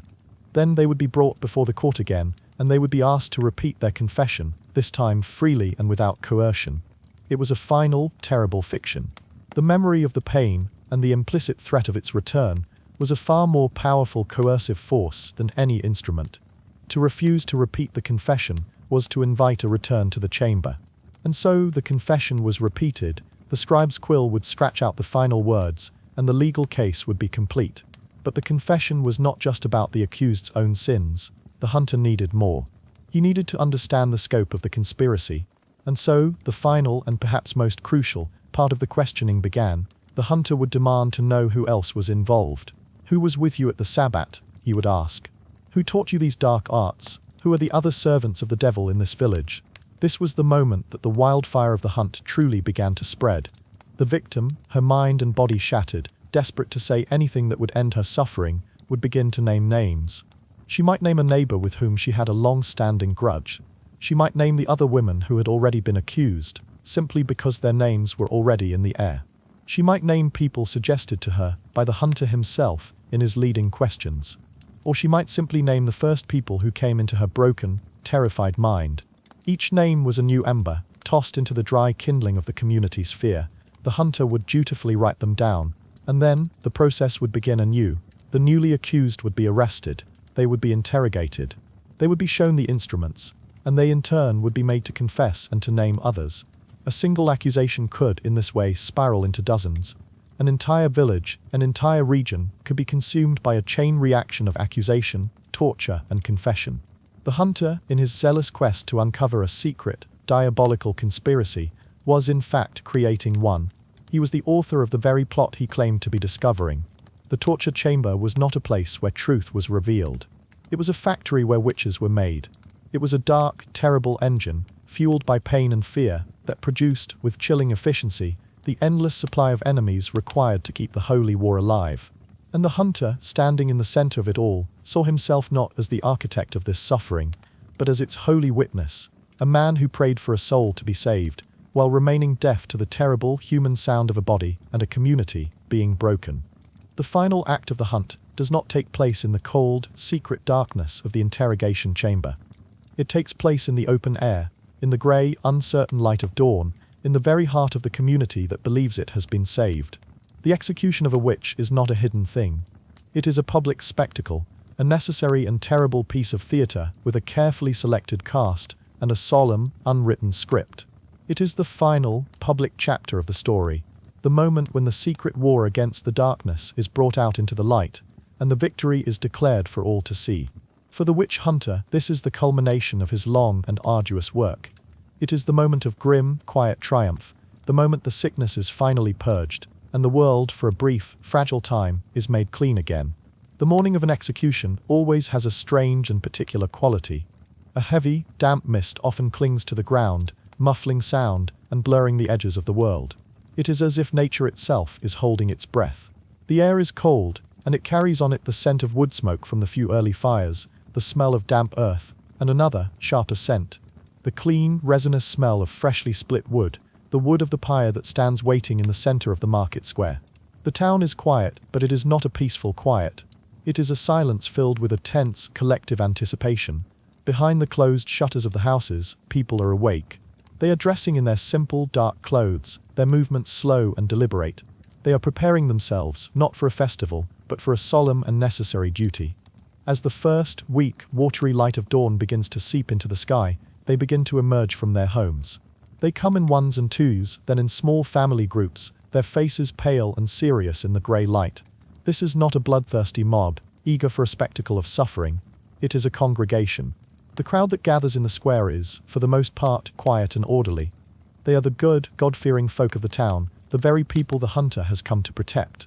They are here to bear witness, to see with their own eyes that the evil that has been tormenting them, the evil that soured their milk, that sickened their children, that haunted their dreams, is being truly and finally vanquished. Their presence is a form of prayer, a collective act of solidarity against the darkness. They jostle for a position, not for the best view of the horror, but for a view of the justice. They murmur quietly among themselves, their voices low, their conversations a litany of the misfortunes that have now been explained, of the fears that have now been given a name and a face. The witch hunter is often already there, standing near the pyre, a still, dark figure in the shifting crowd. He has not slept. His night has been spent in vigil, in prayer, and in the final, meticulous review of his documents. For him, this morning is the end of a long and exhausting campaign. He feels the weariness in his bones, the grit of the road still under his fingernails, the lingering chill of the prison cells in his memory. But he also feels a profound sense of calm, a grim and righteous satisfaction. He looks at the pyre, at the stake driven deep into the earth, and he does not see an instrument of cruel death. He sees an altar. He sees a tool of purification. He has done his work. He has followed the evidence. He has secured the confession. He has exposed the conspiracy. He has brought the hidden enemy into the light. Now all that remains is the final, cleansing act. His internal state is one of controlled professional numbness. He has learned, through long and hard experience, to build a wall around his own heart. He cannot allow himself to feel pity or doubt. Those feelings are temptations, weaknesses that the devil would exploit. He must see the condemned not as a person, not as the woman who wept or cursed or pleaded in the chamber below, but as a vessel, a shell from which the demon has now, through the miracle of the confession, been partially cast out. The execution is the final, necessary step in that exorcism. He sees himself as a surgeon who has just completed a long and difficult operation to remove a cancerous growth. Now he must watch as the diseased tissue is incinerated to ensure that not a single, tainted particle remains to reinfect the patient. His face is a mask of serene, implacable duty. He is God's instrument, and his own feelings are irrelevant. Then, a new sound breaks the quiet murmuring of the crowd, the slow, rhythmic tolling of the church bell. It is a solemn, heavy sound that seems to press down on the very air. And the procession begins. The condemned is led from the jail or the town hall, walking the short, final journey to the square. This walk is a crucial part of the ritual. It is the last chance for the witch to save her soul through a public display of repentance. A priest walks beside her, his voice a low, urgent murmur, holding a crucifix before her eyes, exhorting her one last time to confess her sins freely, to renounce her dark master, and to beg for God's forgiveness. Guards walk before and behind, their faces grim and impassive, their halberds holding back the silent, pressing crowd. The condemned herself is often a broken figure. Days, perhaps weeks, of interrogation and torture have taken their toll. She may be weak, her body bruised and her mind clouded with pain and exhaustion. She may be led, stumbling, her eyes wide and unseeing, lost in a world of terror from which there is no escape. Or she may walk with a strange, unnerving dignity, her spirit having retreated to a place beyond fear, her silence a final, powerful act of defiance. The crowd watches her every step, searching her face for a sign. Do they see a monster? Do they see a penitent sinner? Or do they see, perhaps for the first time, a neighbor, a woman they once knew, and feel a flicker of a terrible, forbidden pity? When the procession reaches the pyre, the final preparations are made. The executioner, often a man who performs this grim task for many surrounding towns, steps forward. He is a professional, his movements efficient and without emotion. He binds the condemned to the stake, his hands working quickly with the rough ropes. The priest continues his prayers, his voice rising now, a counterpoint to the crackle of the dry wood as the faggots are piled around the victim's feet. This is the moment for the final words. The hunter watches intently. The last words of a witch are of great significance. Will she use her final breath to curse the town and its people? This would be a sign that the devil still holds her heart. Will she scream and plead her innocence? This is seen as a final, desperate lie, a last attempt by her master to sow doubt and confusion. Or will she, as the hunter and the priest so desperately hope, offer a full and public confession? Will she warn the crowd of the wiles of the devil, and beg for their prayers as she goes to face God's judgment? This is the ideal outcome, the perfect end to the story. It is a final confirmation of the hunter's work, a public validation of his methods, and a powerful lesson for all who bear witness. But the final words are often not so clear. They are often a jumble of prayers, of curses, of weeping denials. And then there is silence. The executioner takes his torch. The hunter bows his head, his lips moving in a silent prayer. He is praying for the soul of the condemned, for the protection of the town, and for the strength to continue his own grim work.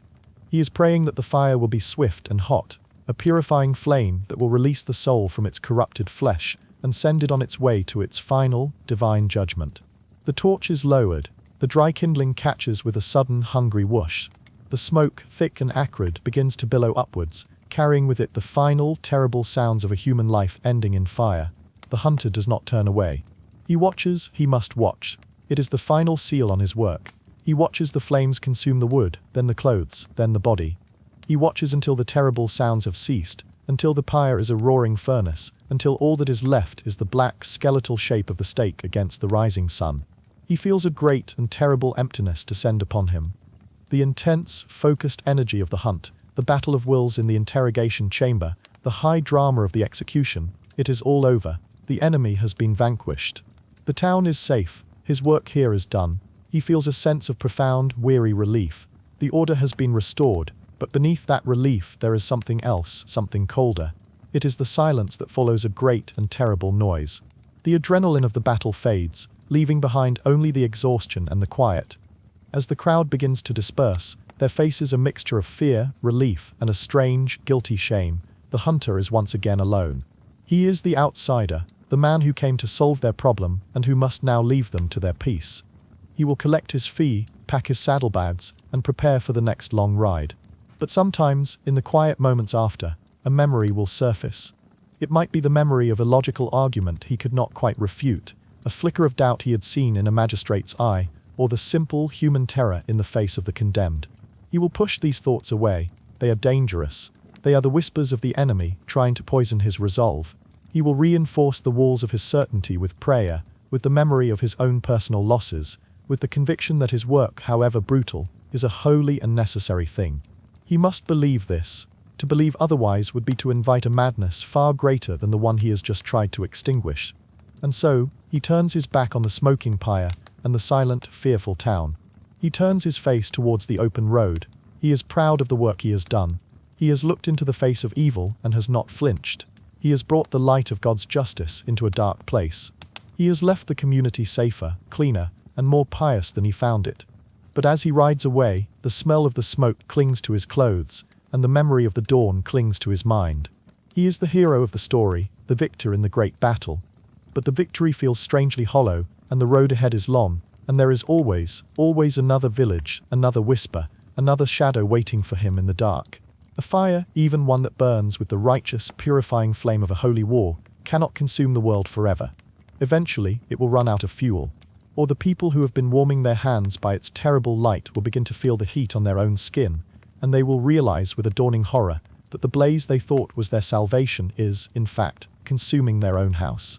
The great age of the witch hunts did not end with a single decisive battle or a sudden universal enlightenment. It ended as it began, with whispers. But these were new whispers, whispers of doubt, of exhaustion, of a deep and profound weariness with the long, brutal, and seemingly endless war against the shadows. This is the story of the slow collapse, of the hairline cracks that began to appear in the fortress of certainty, and of the brave, dissenting voices that began to ask a question so simple, yet so dangerous, that it had the power to dismantle an entire worldview. What if we are wrong? For more than a century, the fire had raged. From the small villages of Germany to the highlands of Scotland, from the courtrooms of France to the shores of the New World, the hunt had become a grim and accepted fact of life.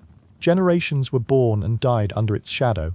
The Malleus Maleficarum was a common sight on the shelves of magistrates and priests. The figure of the traveling witch hunter was a familiar, if terrifying, part of the social landscape. The pyres had become a recurring, almost seasonal feature of the public square.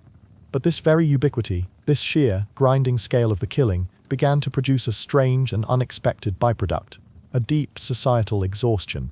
The cure, it seemed, was becoming more devastating than the disease. Villages were being hollowed out, their populations decimated by waves of accusation and execution.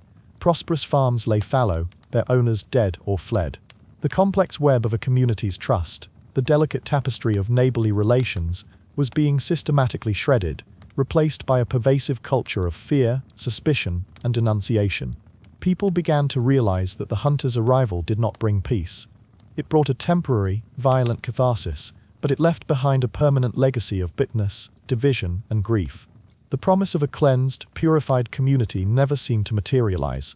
The devil, it seemed, was always finding new recruits, and the war was never won. This endless, bloody stalemate began to raise a quiet, troubling question in the minds of many. If our methods are so righteous and so effective, why is the enemy not defeated? Why does the fire demand more and more fuel? It was into this atmosphere of weariness and quiet doubt that the first, brave voices of skepticism began to speak. These were not heretics or atheists. They were, for the most part, deeply religious and respected men, physicians, jurists, and even priests, who looked at the horrors of the hunt and saw not a holy war, but a terrible, tragic, and deeply unchristian mistake. One of the earliest and most influential of these voices belonged to a German physician named Johann Weyer. In 1563, he published a remarkable book on the illusions of the demons and on spells and poisons. Weyer was a man of science, but also a devout Christian. He did not deny the existence of the devil, but he did something far more radical. He questioned the nature of the witch. He argued, based on his own medical experience, that the vast majority of women accused of witchcraft were not malicious, demon-worshipping heretics. They were, he wrote, simply poor, lonely, and often elderly women who were suffering from a specific medical condition he called melancholy. He argued that their fantastical confessions, of flying on broomsticks, of changing into animals, of consorting with the devil, were not memories of real events. They were delusions, hallucinations, the sad, confused ramblings of a mind afflicted by illness. He suggested that the devil, in his cunning, did not need to make a pact with these women. He simply took advantage of their existing mental and physical frailties to create the illusion of a vast conspiracy. He was, in essence, offering a medical diagnosis for a spiritual crime. He argued that these women needed not a torturer and an executioner, but a physician and a priest. They needed pity and care, not fire and brimstone. This was a revolutionary idea. It was an attempt to pull the phenomenon of witchcraft out of the realm of theology and into the realm of natural philosophy and medicine. Weyer's book was, of course, condemned by the church and placed on the index of forbidden books, but it was widely read in secret, and it planted a powerful seed of doubt in the minds of educated men across Europe. A few decades later, in England, a country gentleman and member of Parliament named Reginald Scott launched an even more direct assault on the intellectual foundations of the hunt. His 1584 book, The Discovery of Witchcraft, was a masterpiece of early skeptical inquiry. Scott took apart the arguments of the Malleus Maleficarum and other witch-hunting manuals, piece by piece, and exposed them as being based on faulty logic, superstition, and in his view as a Protestant, the fraudulent and unchristian traditions of the Roman Catholic Church. He argued that the miracles and wonders described in the Bible were unique and could not be replicated by either the devil or his human agents. He demonstrated how many of the supposed acts of witchcraft could be explained by natural causes or by simple trickery and sleight of hand. He was one of the first to state in print that confessions obtained through torture were utterly worthless, as a person in agony would say anything to make the pain stop. Scott's book was a brave, lonely, and powerful voice of reason in an age of fear. King James I of England, a fervent believer in witchcraft, was so outraged by the book that he ordered every copy to be burned. But the ideas, once released, could not be so easily extinguished. Perhaps the most moving and influential critique of the witch hunts came not from a doctor or a politician, but from deep within the system itself. Friedrich Spee was a brilliant and respected Jesuit priest in Germany who, as part of his duties, served as the confessor for dozens of women accused of witchcraft. His job was to listen to their final confessions and to prepare their souls for death before they were taken to the stake. Day after day, he sat in the cold darkness of the prison cells and listened. And what he heard was not the proud, blasphemous boasting of the devil's servants. He heard the terrified, broken whispers of women who, even in the face of certain and agonizing death, insisted on their innocence. He saw their faith, their fear, their profound human suffering, and his conscience was shattered. He realized that he was a participant in a monstrous, judicial slaughter of the innocent. Haunted by what he had seen, Spee wrote a book, published anonymously in 1631, called Cautio Criminalis, or Precautions for Prosecutors. It is one of the most powerful and humane documents of the entire era. He did not argue that witches did not exist. To do so would have been heresy. Instead, he launched a devastating, systematic attack on the legal procedures of the trials themselves. He demonstrated, with cold, irrefutable logic, that the process was a machine designed to produce guilt, regardless of the truth. He wrote, "Often I have thought that the only reason we are not all witches is because we have not all been tortured." He exposed the circular logic, the use of leading questions, the worthlessness of coerced confessions, and the terrible injustice of a system where the accused had no right to a proper defense. He argued that if the trials were conducted with true justice and fairness, no one would ever be convicted. The book was a moral bombshell. Because it was written by a priest, by an insider who had witnessed the horror firsthand, it carried an authority that could not be easily dismissed. It gave a voice to the growing unease among the clergy and the judiciary, and it became a powerful weapon in the hands of those who sought to reform the law. These brave, dissenting voices began to have a real-world effect. The legal systems of Europe, which had for so long been the engine of the hunt, slowly began to change. Influential judges and jurists began to argue that the crimen acceptum was a legal abomination. They started to insist that the trials for witchcraft should follow the same rules of evidence as any other crime. The concept of corpus delicti, the body of the crime, became increasingly important. It was no longer enough for a person to confess to having attended a sabbat. The prosecution now had to prove that a crime of maleficium had actually occurred. They had to prove, beyond a reasonable doubt, that the accused had, through magical means, caused a specific harm. This was, of course, almost impossible to do. How could one prove that a storm was caused by a curse, and not by the wind? How could one prove that a sickness was caused by a spell, and not by a fever? This new higher standard of evidence caused the entire legal framework of the hunt to begin to crumble. Torture, while not abolished, came to be seen as an unreliable and barbaric method for obtaining truth, and its use began to decline. The great, efficient machine of the witch trials was slowly, methodically, being dismantled from within. As the legal and intellectual foundations of the hunt weakened, the communities themselves began to change. The witch hunter, once a figure of awe and authority, now began to be seen with a new, critical eye. His financial motives, which had always been present, now seemed more obvious and more predatory. When a hunter's accusations started to target the wealthy and the well-connected, he often found that his authority was not so absolute after all.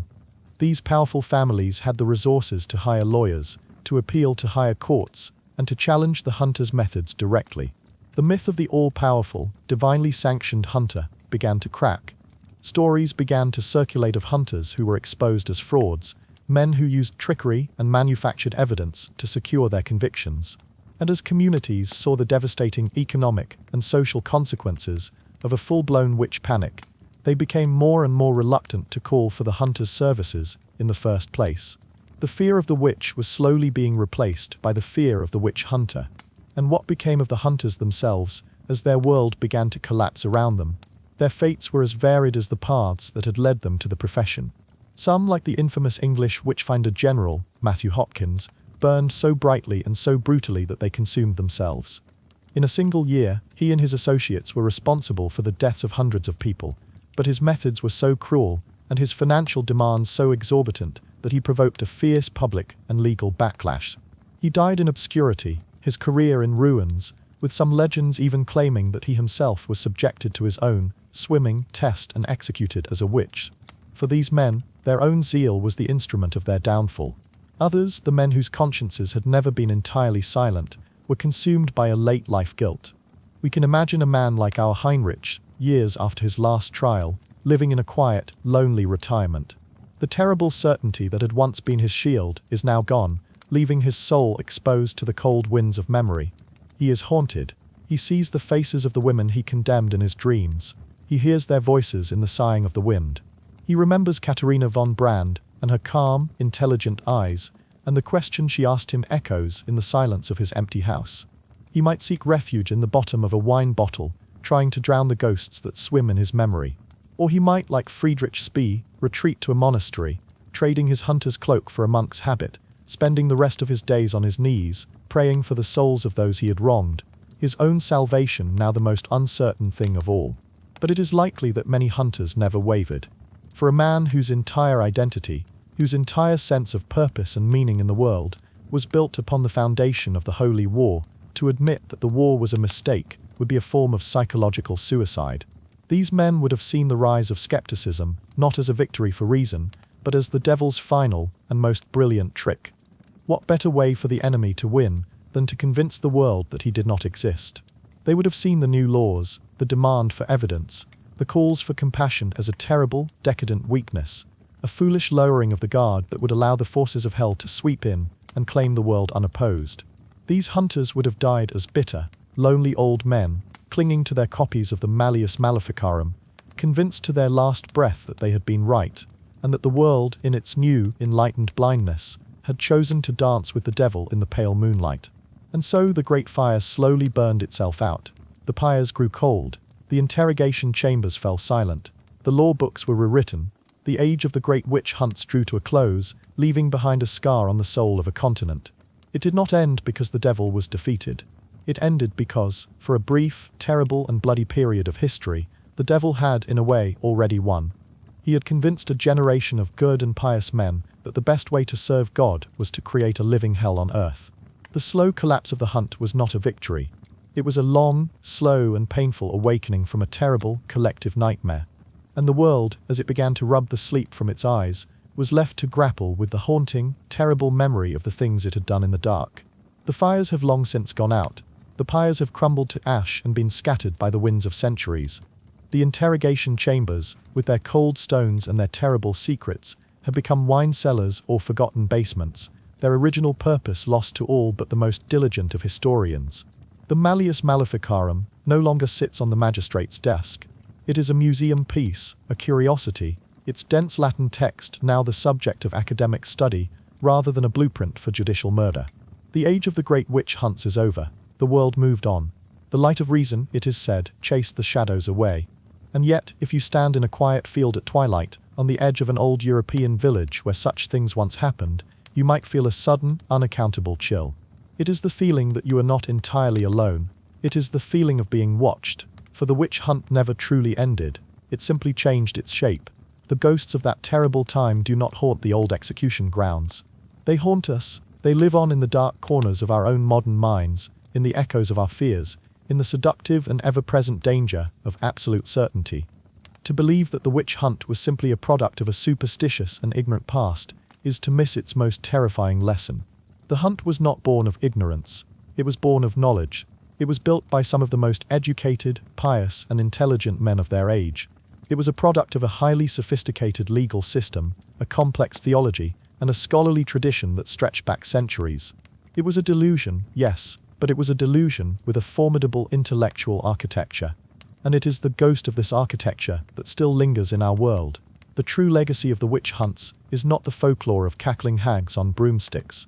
It is the quiet, persistent, and deeply human psychology of righteousness, the mechanism by which good people, convinced of their own virtue, can commit the most terrible of evils. At the heart of the witch hunter's mindset was a profound need for order in a chaotic world. His was a world of plague, of famine, of sudden, inexplicable death. The belief in witchcraft, as terrible as it was, offered a kind of comfort. It provided a narrative for suffering. It transformed the random cruelty of fate into a deliberate, targeted attack by a known enemy. This gave people a sense of agency. If their suffering was caused by a witch, then their suffering could be ended by finding and destroying that witch. This psychological pattern is not a relic of the 1500s. It is a fundamental part of the human condition. We are meaning-making creatures, and we are deeply uncomfortable with chaos. When faced with complex, frightening, and seemingly random events, a financial crisis, a global pandemic, a sudden shift in social norms, the temptation to find a simple, conspiratorial explanation, to find a scapegoat, is immense.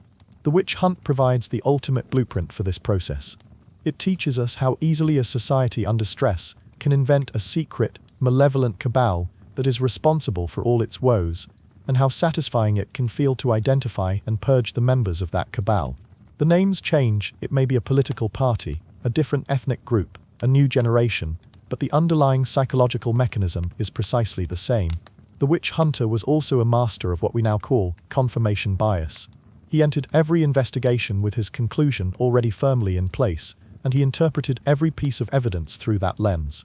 Every denial was a trick, every silence a sign of guilt, every coincidence a proof of conspiracy. This, too, is a ghost that haunts our modern age.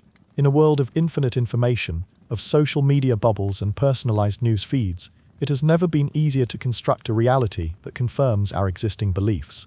We can surround ourselves with voices that echo our own, and we can dismiss any dissenting information as fake news or as the propaganda of a malevolent opposition.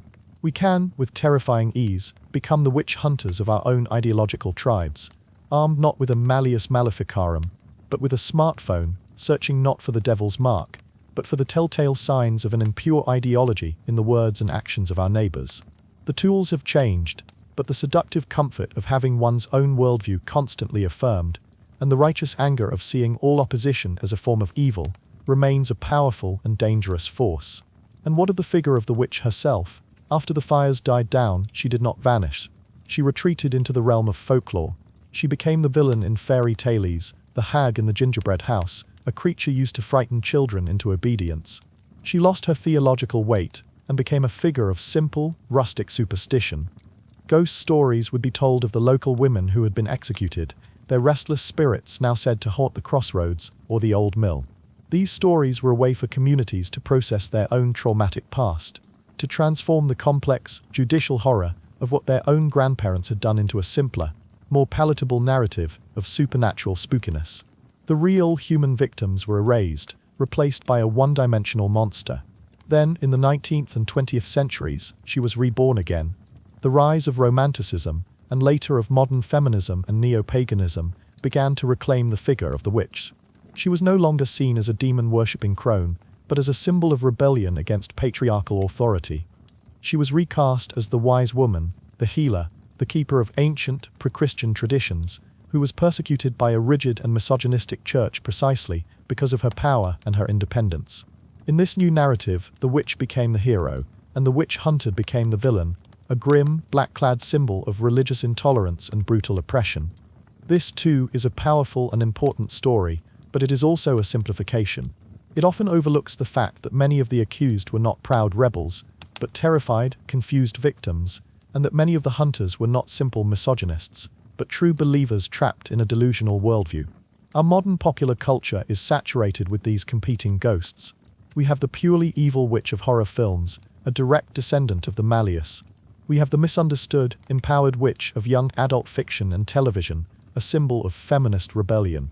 And we have the witch hunter himself, who appears sometimes as a righteous, driven hero in the mold of a supernatural detective, and sometimes as a monstrous, fanatical villain. We are fascinated by this period of history because it feels both alien and deeply, uncomfortably familiar. We look back at the witch hunter, and we tell ourselves that we are better now, that we are more rational, more scientific, more humane. We assure ourselves that we would not have been part of the crowd in the market square. We would have been one of the brave, dissenting voices. We would have been a Johann Weyer or a Friedrich Spee. But the true, haunting lesson of the witch hunt is that the capacity for such delusion lies within all of us. The hunter was not a monster from another world. He was a human being, driven by a set of very human emotions: fear, grief, pride, and a desperate need for certainty. His story is a terrible, cautionary tale about the dangers of righteousness.